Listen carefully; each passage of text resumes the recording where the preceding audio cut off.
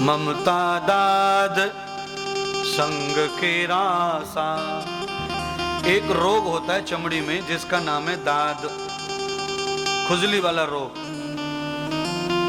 और मुझे विश्वास है, मुझे तो कभी नहीं हुआ पर मैं इलाज करता हूं, लोग बताते हैं, कहते हैं दाद की खुजली में जितना सुख आनंद मिलता है दिमाग को, उतना हीरे मोती में भी नहीं मिलता।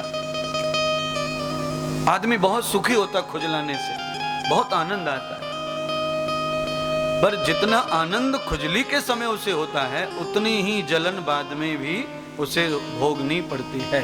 बाद में जलन होती है, फिर खुजली, फिर जलन, फिर खुजली, फिर जलन।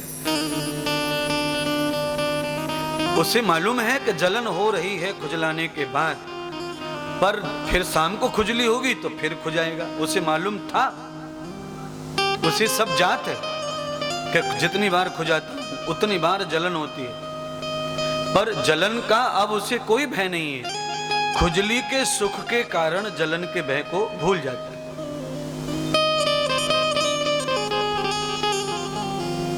गोस्वामी कहते हैं जैसे दाद में खुजली के लिए आदमी को मोह हो जाता, ये तो तन का रोग है। अब ऐसे ही मन का रोग, अच्छा तन का रोग तो हमें समझ जाएगा क्योंकि डॉक्टर को दिखता है, मन का रोग कैसे समझे? तब गोस्वामी जी कहते हैं ना, ये ममता दाद सम होई। ममता मन में होती है, इसीलिए लोग कहते तन मन, तन मन, तन मन।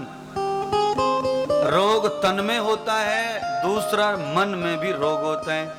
एक रोग खुजली का तन में है, इलाज हो सकता है, एक रोग मन में है। गोस्वामी उसको भी दाद के समान कह रहे हैं। किसको? ममता को। जिसके साथ भी ममता तुम्हें हो जाएगी, तो जब ममता हो जाएगी तो बहुत मजा आएगा मिलने में, बोलने में, चालने में, दोस्ती में, प्यार में। पर बाद में जो जलन होगी, बाद में जो तकलीफ होगी, वो उसके साथ ही जुड़ी है।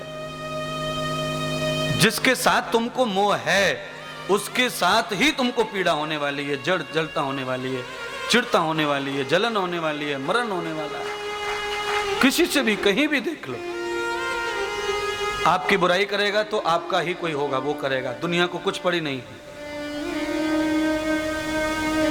आपको गाली देगा तो कोई आपका होगा, वो देगा। दुनिया को कुछ पड़ी नहीं है, कोई जानता नहीं तुमको। आपका कोई बुरा करेगा तो वो आपका होगा, अपना वो करेगा। जो आपकी ममता को भोग चुका होगा वही आपका कुछ बुरा करेगा, वही पीड़ा करेगा।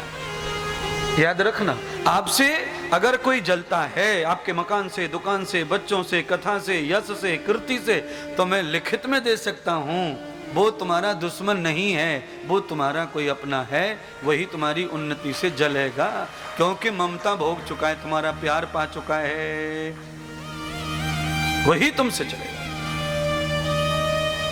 अच्छा बोलो, जो इतनी सारी महिलाओं को मार दिया ससुराल में, किसने मारा? ये कौन थे?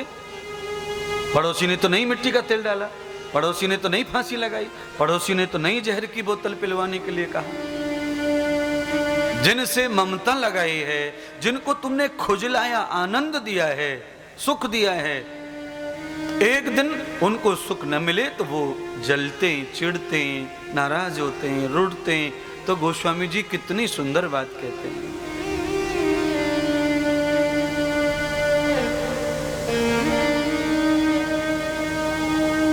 ममता के समान जो दाद वो मन में लग जाता है, उसे हम खुजलाते हैं, आनंद पाते हैं, बाद में वो जलता है, तकलीफ देता है।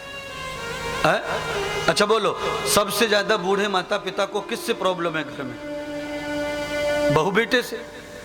बेशक खत्म हो गया। अब बोलिए, बहू बेटा, बेटे से ज्यादा तो मोह किसी को नहीं होता। माँ को पति से भी प्यार नहीं होता जितना औलाद से होता है। पति मर जाए तो औलाद को अपना मानकर औरत जी लेती है और औलाद के भरोसे रह लेती है। दूसरा विवाह भी नहीं करती कई महिलाएं औलाद के चक्कर में। पर जितना मोह लग जाता है, ममता लग जाती है, दाद जितना बड़ा हो जाता है, खुजली उतनी तेज करनी पड़ती है, इतना प्यार जताना पड़ता है, और जलन भी उतनी ही भोगनी, बाद में जलन उतनी होती है।